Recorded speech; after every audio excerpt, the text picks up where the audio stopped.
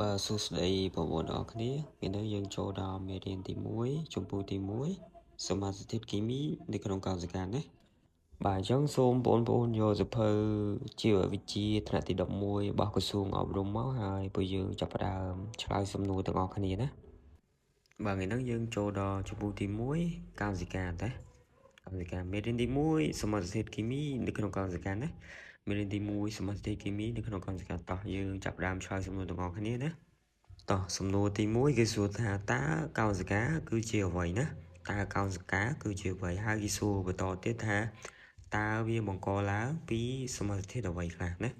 វាបង្កឡើងពីសមាសធាតុអ្វីខ្លះបាទអញ្ចឹងកោសិកាគឺជាធាតុបង្កទុយល្អិតបំផុតរបស់ភាវរស់ណាគឺជាធាតុបង្កទុយល្អិតបំផុតរបស់ភាវរស់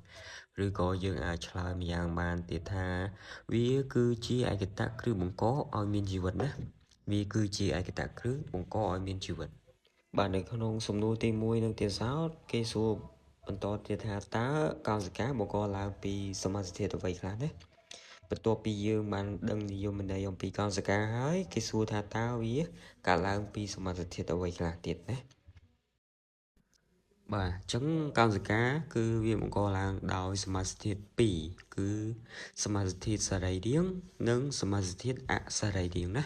កោសិកាកើតឡើងពីសមាសធាតុ2គឺសមាសធាតុសរីរាង្គនិងអសរីរាង្គណាបាទចូលដល់សំណួរទី2គេសួរថាតើសមាសធាតុអសរីរាង្គនឹងគឺជាអ្វីណាទី2តើសមាសធាតុអសរីរាង្គនឹងគឺជាអ្វីណា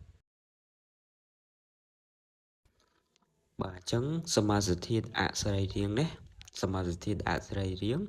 គឺជាសមាសធាតុទាំងឡាយណាដែលមិនមានធាតុកាបូនលើកលែងតែឧស្ម័នកាបូនិកទេបាទម្ដងទៀតសមាសធាតុអសរីរាង្គគឺជាសមាសធាតុទាំងឡាយណាដែលមិនមានធាតុកាបូនលើកលែងតែឧស្ម័នកាបូនិកណាលើកលែងតែឧស្ម័នកាបូនិកអញ្ចឹងវាមានន័យខ្លះណាគឺមានទឹកប្រហែលជា65%នៃទម្ងន់ខ្លួនរបស់យើងណាហើយក្រៅពីហ្នឹងគឺមានអំបិលខានិកដែល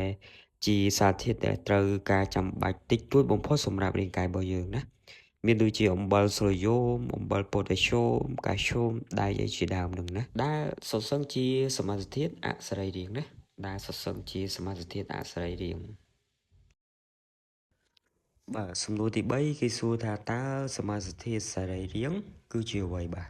សមាសធាតុសរីរាង្គគឺជាអ្វីណាបាទអញ្ចឹងសមាសធាតុសរីរាង្គគឺជាសមាសធាតុទាំងឡាយណាដែលផ្សំឡើងដោយមានធាតុកាបូនអ៊ីដ្រូសែននិងអុកស៊ីសែនណាម្ដងទៀតសមាសធាតុសរីរាង្គគឺជាសមាសធាតុទាំងឡាយណាដែលផ្សំឡើងដោយធាតុកាបូនអ៊ីដ្រូសែននិងអុកស៊ីសែនបាទហើយសមាសធាតុសរីរាង្គហ្នឹងគឺមានប្រហែលជា96%បាទគឺមានប្រហែលជា96%នៃម៉ាសស្ងួតរបស់រាងកាយរបស់យើងបាទហើយអញ្ចឹងសមាសធាតុសរីរាង្គហ្នឹងមានអីខ្លះបាទមានដូចជាក្លូស៊ីតលីពីតប្រូទីននិងអាស៊ីតនុយក្លេអ៊ិកបាទដែលជាសមាសធាតុសរីរាង្គបាទ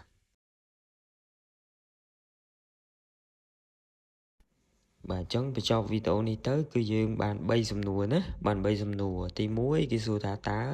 ដូចម្ដេចដែលហៅថាកោសិកាបាទហើយទី2តើវាបង្កឡើងពីអ្វីខ្លះបាទហើយទី3តើសមាសធាតុសរីរាង្គនិងអសរីរាង្គគឺជាអ្វីណាគឺជាអ្វីបាទអញ្ចឹងអរគុណទាំងអស់គ្នាហើយជួបគ្នានៅវីដេអូបន្ទាប់ពួកយើងនឹងឆ្លើយសំណួរនៅក្នុងសៀវភៅពុម្ពជីវវិទ្យាបន្តទៀតទាំងអស់គ្នាបាទសូម